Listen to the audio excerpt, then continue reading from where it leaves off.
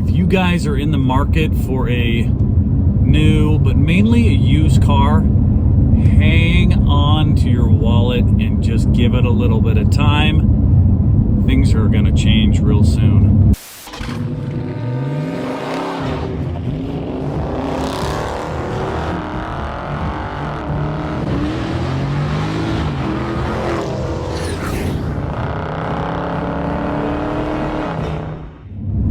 Welcome back to GTC. This is Shane. I've been following some cars lately, and I've noticed that on a week-to-week basis, there are major changes in the pricing and suddenly the appearance of discounts.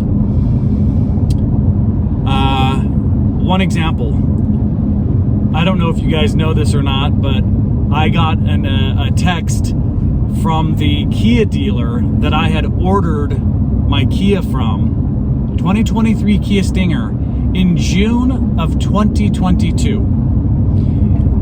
Probably, maybe not the peak, but just right in the thick of things where you just couldn't get cars. Everything was back ordered. Everyone was blaming supply chain and chip shortage. You know, and I put my order in, never got confirmed. She just texted me about a month ago and said, "Hey, your car has arrived."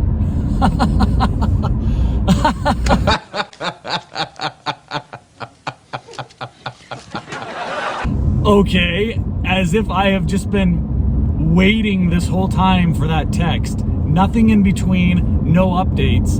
And she actually thought that I was just waiting for her text. Oh my gosh, okay, I'll be right there to get it. Allow me. What are you, an idiot? Come on. So I just responded. I think I said something like, LOL, bought a car last September. Thanks, but no thanks. So that car as built, I did not get the all-wheel drive, got the rear-wheel drive in their silver, whatever the wolf gray is, really pretty. There's not a lot of options in the GT2 version. 53,000 MSRP.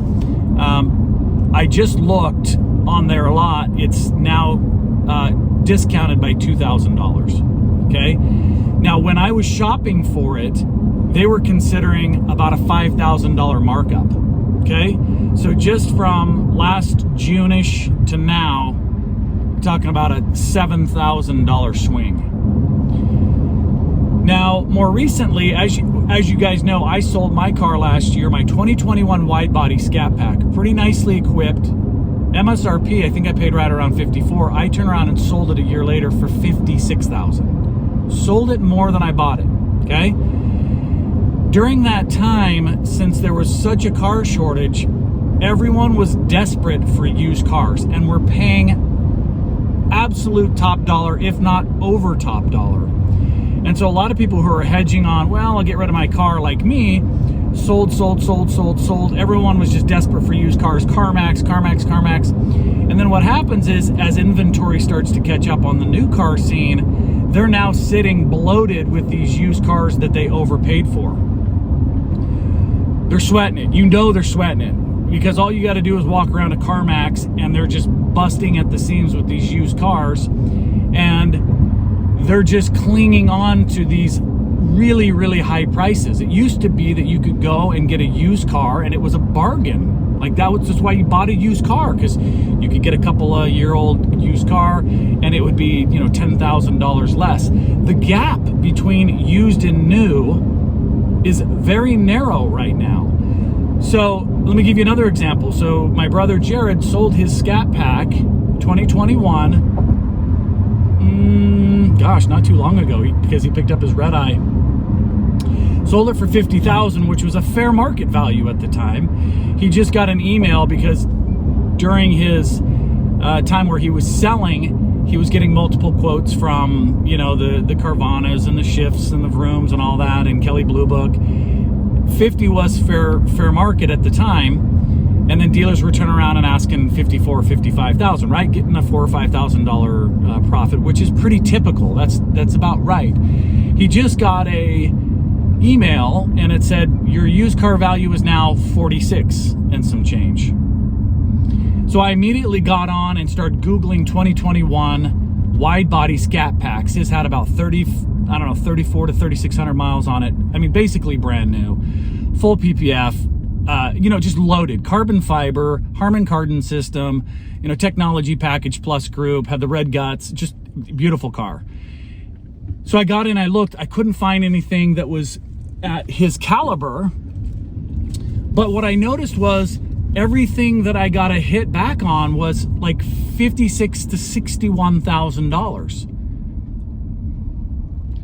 So now that gap is so wide, there's a $10,000 to $12,000 difference between trade-in, right? They only want to give you 46 because that's what the market is, but the dealerships are well in over their head. They can't adjust those prices down to 52 or 53,000 because they paid 56, 57 for the scat packs and they're unwilling to discount the car. It's going to be very interesting. Nobody's buying these cars at that price. Please don't. And I've told you guys this really many times. Hold on, because you're going to start seeing these prices come down. They can't hold on to these cars forever. The market is not holding its value like it did. And just because they overpaid, please don't overpay. Don't let these dealerships learn a lesson. Too bad, so sad. I think in the next 6 months, you're going to be sitting real nice on some heavy discounts that are going to help you offset the crappy interest rates. So interesting. Do me a favor. If you guys own a Challenger or a Charger, get a quote, right? Go get a quote from Kelley Blue Book or wherever, and then go out and try and shop your car.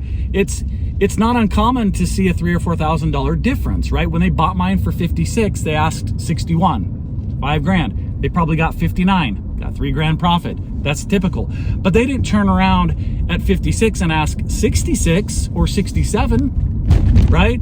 But they paid over. They well overpaid, and that's why I sold my car. I knew that they were going to overpay for that, but I wouldn't turn around and buy it for 61. Anyways, do me a favor. Go see. That gap is so wide.